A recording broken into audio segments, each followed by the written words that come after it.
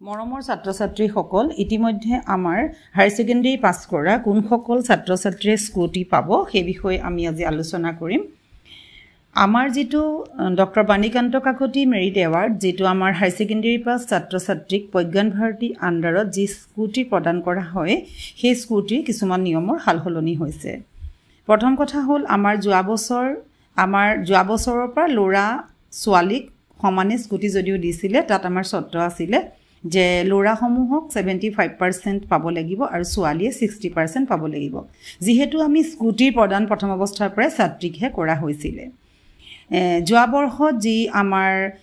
drop আউটৰ ছাত্ৰ-ছাত্ৰী বা অসমৰ বাহিৰত পঢ়িবলৈ যোৱা ছাত্ৰ-ছাত্ৰীৰ ক্ষেত্ৰত স্কুটি প্ৰদান নকৰো বুলি কোৱা হৈছিল তাৰ পাছত যি ধৰণৰ ছাত্ৰ-ছাত্ৰীসকলৰ মাজত প্ৰতিবাদৰ সৃষ্টি হৈছিল তেতিয়া তেওঁলোকক স্কুটি দিয়াৰ সিদ্ধান্ত ললে আৰু সেইমতে তেওঁলোকক স্কুটি দিয়া হ'ল কিন্তু তাৰ লগে লগে আমাৰ এই কথাটো জনাই দিছিলে যে এটো বৰ্ষৰ পৰা 80% পালেহে স্কুটি প্ৰদান কৰিব তাত লৰা বা ছোৱালী বুলি কোনো কথা নাই এতিয়া আমি দেখা পাইছো যে 2025 বৰ্ষৰ বিত্তীয় বাজেট অনুসৰি যিমানখিনি আমাৰ লিখিত ৰূপে যিখিনি টকা কিমান 3797 কোটি টকা যিখিনি আমাৰ এই শিক্ষিতৰ আমাৰ ইয়াৰ হিতানত যিখিনি ধৰি দিয়া হৈছে ছাত্ৰ-ছাত্ৰী বিভিন্ন হিতানৰ কাৰণে তাৎপৰ্ব আমি গম পাইছো যে নিশ্চয় 80% পোৱা ছাত্ৰ-ছাত্ৰীখিনিকহে স্কুটি প্ৰদান কৰিব আৰু তাৰ লগত আমি আৰু এটা কথা জানিব লাগিব যে আমি এটুৰ কাৰণে এটা ভুল কৰিব নালাগিব যাতে আমি আকৌ স্কুটি নাপাম আৰু হে কাৰণে আমি কি কৰিব লাগিব যে আমি ছাত্ৰ-ছাত্ৰীখিনিয়ে সমৰ্থ পৰ্টেলৰ যোগেদি এডমিশন ল'ব লাগিব আৰু যদি সমৰ্থ পৰ্টেলৰ যোগেদি নললেও যদি গভৰ্ণমেণ্ট কেনেকুৱা ইউনিভাৰ্সিটি বা কলেজত ললে তেনেকুৱা আমাৰ এডমিশন ৰিসিপ্ট থাকিব লাগিব আৰু যি সকল ছাত্ৰ-ছাত্ৰী এবাৰো ড্ৰপ আউট মানে কৰিম বুলি ভাবিছা বা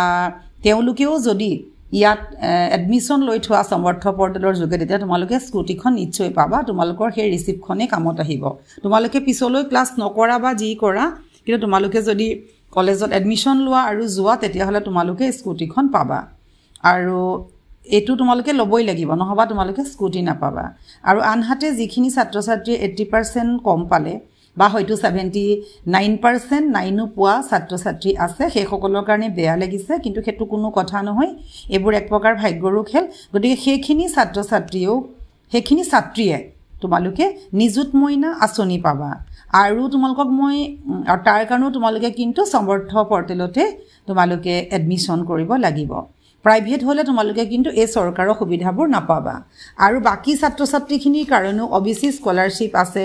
টাটাৰ আছে জিঅ'ৰ আছে আৰু আমাৰ ইছানোদয় স্কলাৰশ্বিপটো সকলো প্ৰায় মানে যিখিনি মেৰিটৰ ছাত্ৰ-ছাত্ৰী তেওঁলোকে পায়ে আহিছে গতিকে এই সকলোবোৰ স্কলাৰশ্বিপৰ কাৰণে আমাৰ প্ৰত্যেক ছাত্ৰ-ছাত্ৰীয়ে কিবা নহয় কিবা আঁচনি পাবই এইখিনি আছিল তোমালোকৰ স্কুটি আৰু বিভিন্ন আঁচনি সম্পৰ্কীয় আপডেট যে তোমালোকে ভিডিওটো যিমান পাৰা সিমান শেয়াৰ কৰিবা লগৰ লগত নতুনকৈ আহা সকলে সাবস্ক্ৰাইব কৰিবা কাৰণ আমাৰো ইম্পৰ্টেন্ট কেটামান তেনেকুৱা যদি আমাৰ আঁচনি বা কিবা স্কলাৰশ্বিপ থাকে মই তোমালোকক জনাই যাম আৰু লগতে তোমালোকে এটা লাইক কৰিবা আৰু কিবা থাকিলে কমেন্ট কৰি সুধিবা ধন্যবাদ